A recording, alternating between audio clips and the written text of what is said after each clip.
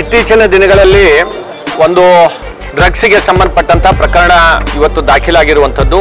ಅದರಲ್ಲಿ ದಕ್ಷಿಣ ಮತಕ್ಷೇತ್ರದ ಬ್ಲಾಕ್ ಕಾಂಗ್ರೆಸ್ಸಿನ ಅಧ್ಯಕ್ಷ ಆದಂಥ ಲಿಂಗರಾಜ್ ಅವರ ಹೆಸರಿನಿಂದ ಆಗಿರುವಂಥ ಈ ಪ್ರಕರಣಕ್ಕೆ ಇವತ್ತು ಸರಿಯಾದಂಥ ತನಿಖೆ ಆಗಬೇಕು ಮತ್ತು ಆ ತನಿಖೆಯನ್ನು CBIಗೆ ವಹಿಸಬೇಕು ಅಂತ ಹೇಳಿ ಇವತ್ತು ನಾವು ಆಗ್ರಹ ಮಾಡಿ ಇವತ್ತು ಪತ್ರಿಕಾಗೋಷ್ಠಿಯನ್ನು ನಡೆಸಿರುವಂಥದ್ದು.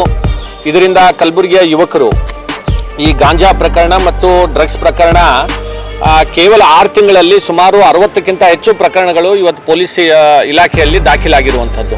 ಹಿಂದೆ ಒಂದು ವರ್ಷ ಆದರೆ ಒಂದು 10-15 ಕೇಸ್ ಸಿಗ್ತಾ ಇರಲಿಲ್ಲ.